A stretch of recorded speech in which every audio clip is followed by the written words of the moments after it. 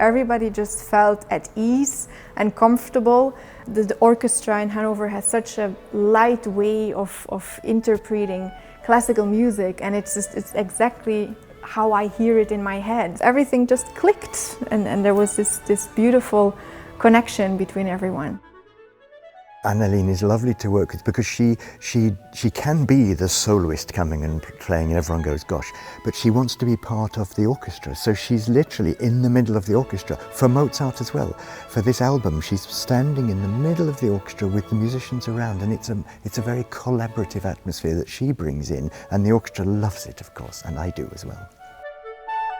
I decided to combine both Mozart and then Wim Henderickx, the yoga concerto, and call the combination of both flow. And so an old piece that people know, and then a very modern one. So I thought that could be exciting to just offer it all together.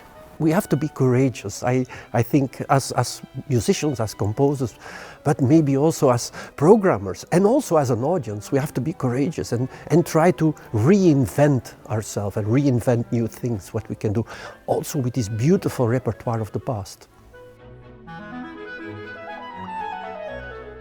Well, it's a late piece of Mozart, and it's one of the first great pieces for clarinet. You could say it is the greatest piece for clarinet, so it's a masterpiece in both senses. A great composer, and writing for an instrument that's in a way is quite new as a concert instrument, and writing so beautifully, such a sublime piece. So it's very special in all ways.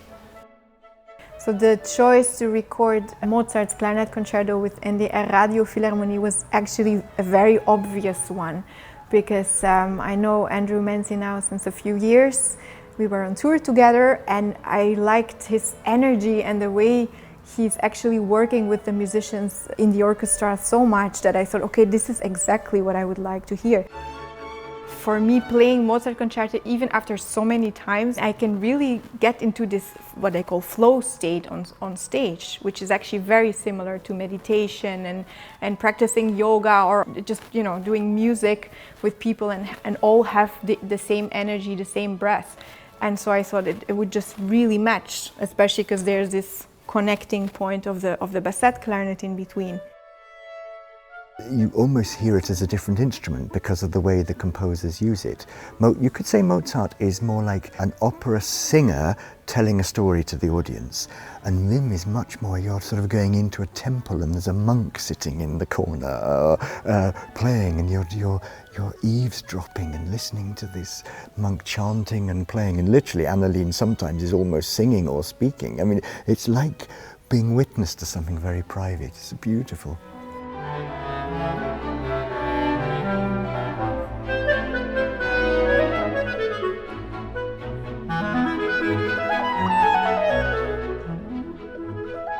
The pieces sound nothing like each other, but there's something so right about each one that Mozart creates a world from the opening notes, and then you go and live in that world. It's beautiful. Wim Henderickx does exactly the same. He's an absolute master of creating an atmosphere. It's like a world I've never been to before, and yet I know all about it from what he's written.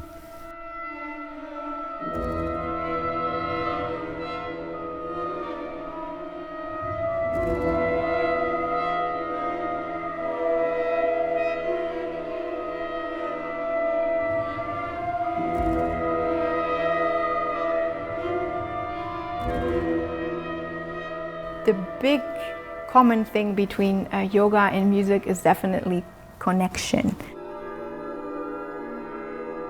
We really need this for the world, this kind of concerto. I was also very much interested to have a composition for the basset clarinet, because there's basically only the Mozart Clarinet Concerto written for the instrument, and it's such a precious instrument that I thought it was just absolutely the right thing to do, to commission a piece. So I was lucky, the Borletti-Buitoni Trust helped, and also BBC Radio 3. They loved the idea, and so that's how the commission started.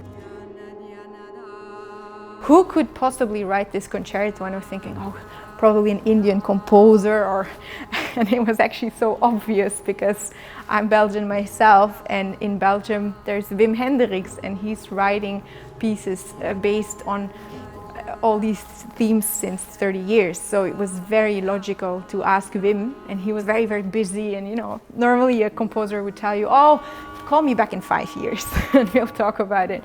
But he loved the idea and he said, okay, that's exactly what I would like to do. So that's how the whole piece started to become alive. The name of the Concerto Sutra comes from a book, a person called Patanjali. He was a yogi, and he would explain exactly what yoga is to his students. So the students actually, they wrote down little notes, small sutras. I build it up in 4 movements, 4 different movements. The first is the Pranayama, which is the breath of life.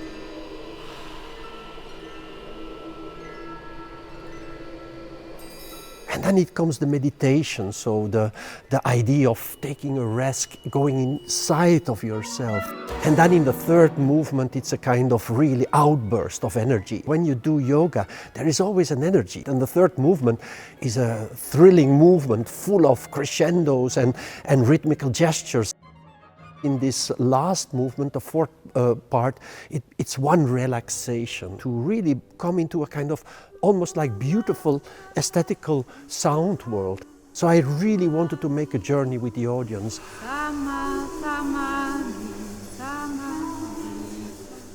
The last movement of the concerto is called Samadhi. It's actually the highest state a yogi could reach in his practice. So it's not a very conscious state, a little bit like in a flow. So if you want to find out how it feels, just listen to the album, I would say.